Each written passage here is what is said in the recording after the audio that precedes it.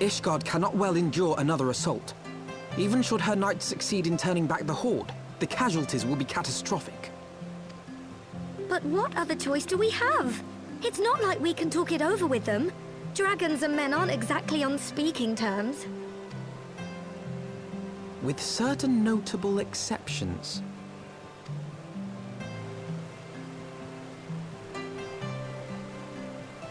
You don't mean Iceheart? When last you spoke with her, she lamented her crimes, did she not? Then there remains a sliver of hope. If we can persuade Iceheart to act as our intermediary, we may yet be able to convince Nidhogg to abandon his bloody course. If there is to be a meeting, I would accompany you. Estinien. Even with your intermediary, Nidhogg's blood rage may render him deaf to reason. However, the mere attempt may afford our forces precious time to prepare. Of course, you might also consider a more direct approach to ending this conflict. With the power of the Eye at my disposal, and the vaunted strength of the Warrior of Light, we could conceivably slay the beast outright. If we are to risk a face-to-face meeting with the Dread Worm, I for one would feel safer in the company of the Azure Dragoon. However, I should only turn to your lance if my words failed to find their mark. Is that clear? Perfectly. I shall assume that Iceheart enjoys similar diplomatic protection until instructed otherwise. A word of advice. Think carefully before divulging the particulars of this plan to Sir Emmerich.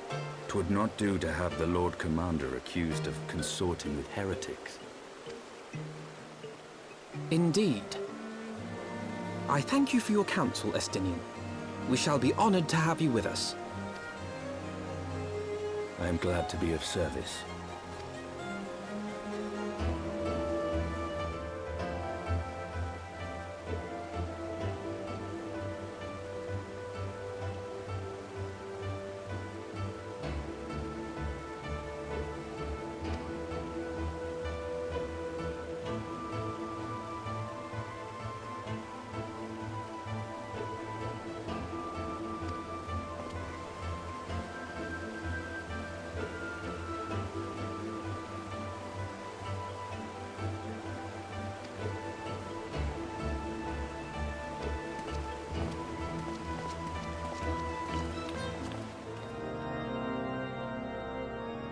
I want the defenses of the Outer Ward rechecked. See to it that the ballistas are in good repair and supplied with enough ammunition for a prolonged siege. At once, my lord.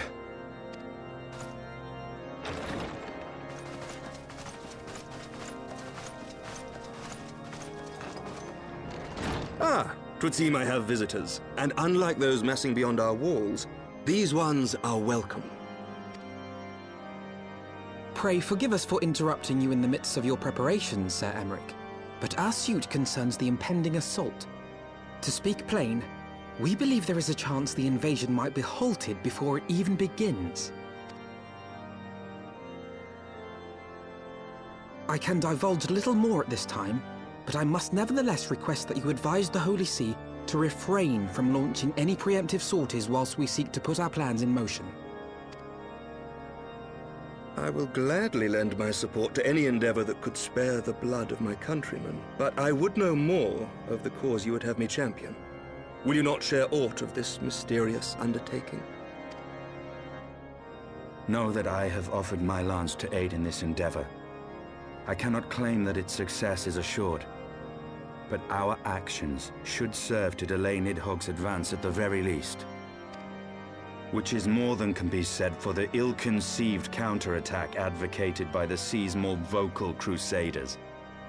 They offer glorious death, but little hope of victory.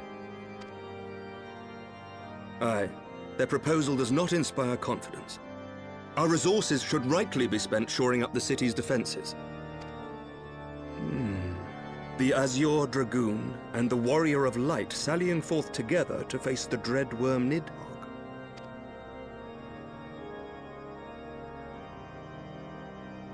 I must admit the mere thought of it does much to dispel my misgivings. Go then. Carry out your plan. I shall do what I can for you within the Holy See.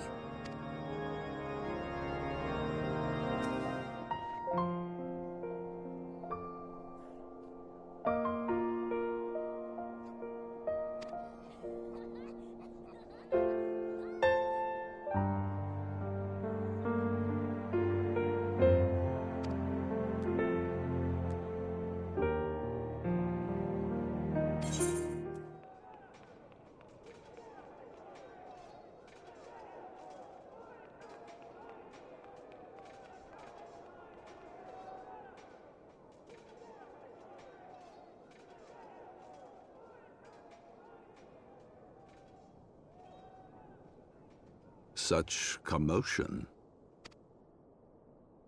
Yes, Your Eminence. The bells of the Observatorium warn of our enemy's approach.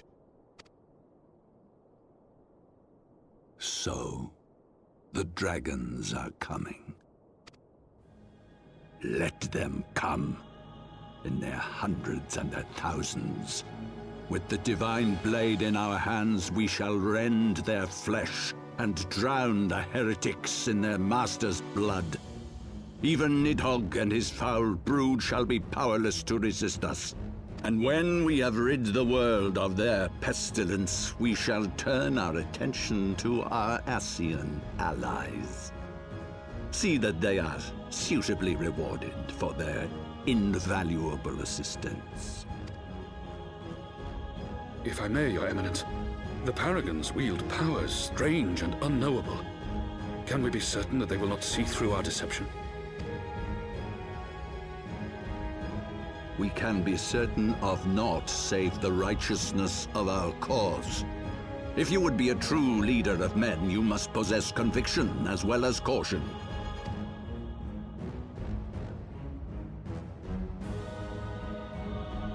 We seek to excise the root of an evil that has blighted us for 1,000 years. The risk is worth the reward. And what of Estinien and this Warrior of Light? They have plans of their own. Leave them to their purpose. We must each play the role we have been given. You and your chosen brothers most of all.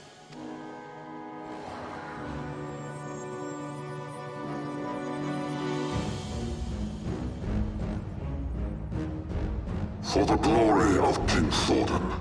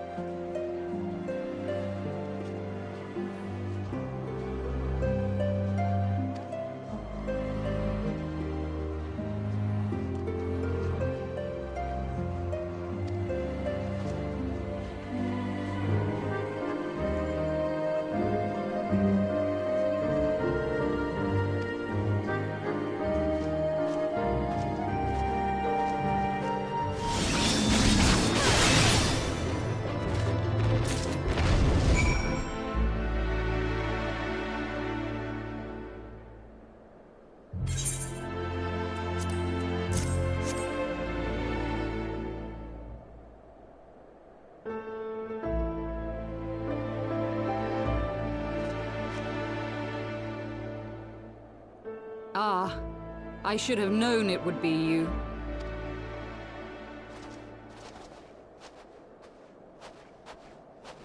Word reached me of a struggle with a small but well-armed band of trespassers. Forgive my comrades their hostility. Few come here uninvited, and fewer still with good intent. Now, tell me why you are here.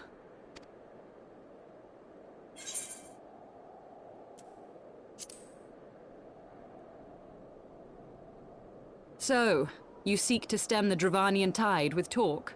A romantic notion. If you but knew the truth, the spark which lit the flames of this animosity, you would understand the futility of your quest. Shall I relate it to you? The sordid history my gift has shown me. That which the Holy See has taken such pains to suppress.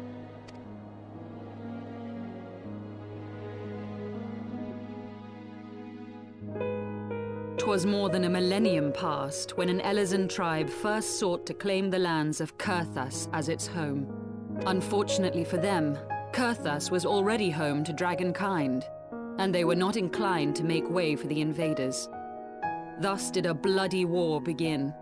A war which might well have rumbled on until one or the other side was exterminated, had it not been for the resolve of a single woman. That woman's name was Shiva.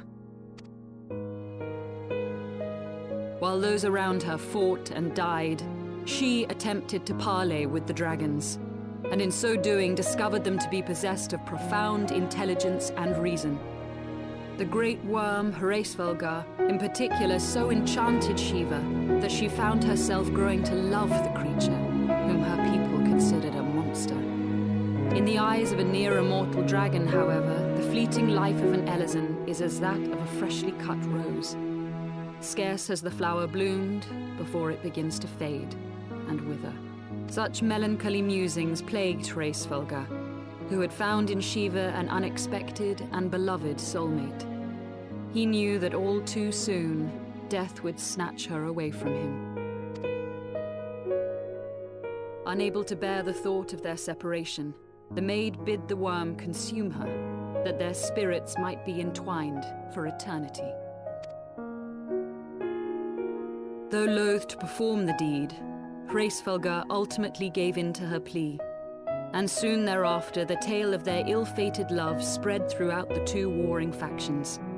No more could they raise blade or claw against one another, knowing that the souls of their kin were so inextricably bound.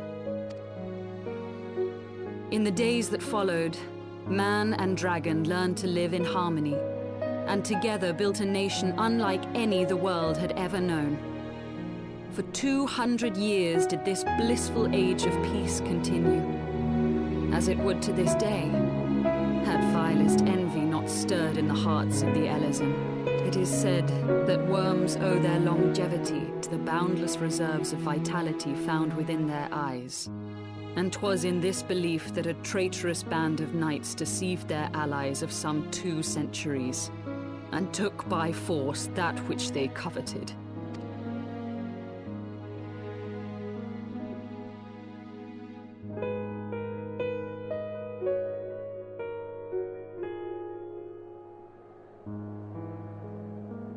Nidhogg, he who now stands poised to unleash his wormlings upon Ishgard, was the great dragon who lost an eye to Elezen treachery.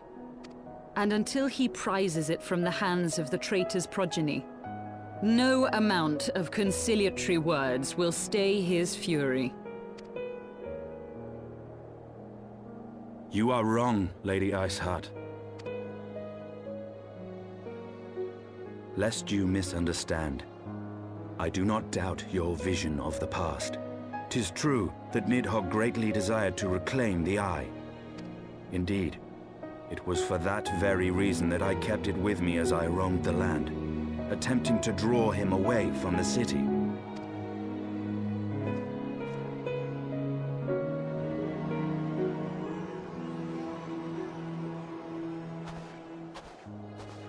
Good gods! Until recently, Nidhogg seemed unable to resist its allure and pursued me relentlessly. Needless to say, that is no longer the case. Now, it would seem, he has fixed his attention on Ishgard itself, though he knows full well the Eye does not reside there.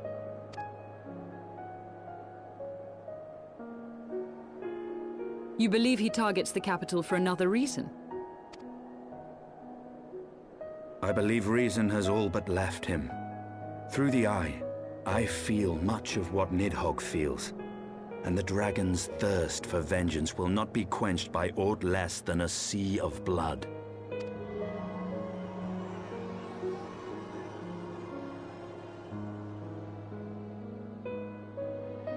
If Nidhogg is indeed lost to reason, might we not seek an audience with Hraesvelgr instead?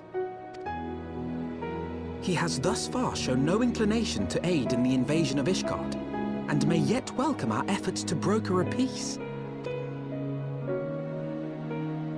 You still believe that a peaceable solution can be found? Very well. I will take you to him.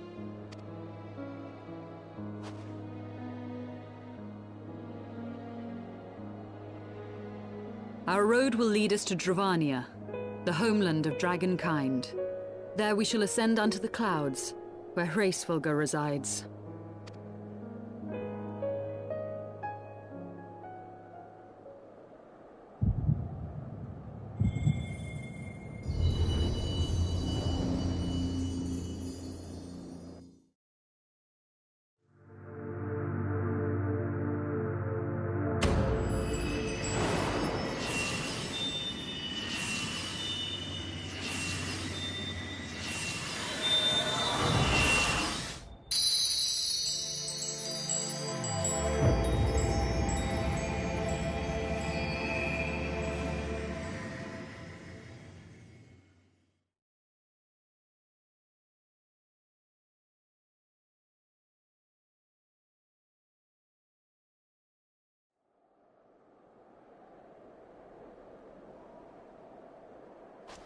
Is aught amiss, my friend? I sense the many battles are beginning to take their toll. Rest a while, and should you lose sight of us, Dravania lies beyond the mountains to the west.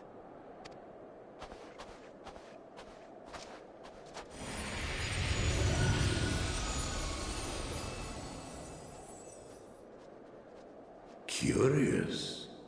The vestiges of thy mistress's blessing are not as faint as once they were. Thy will to succeed grants thee unusual fortitude. But will it be enough?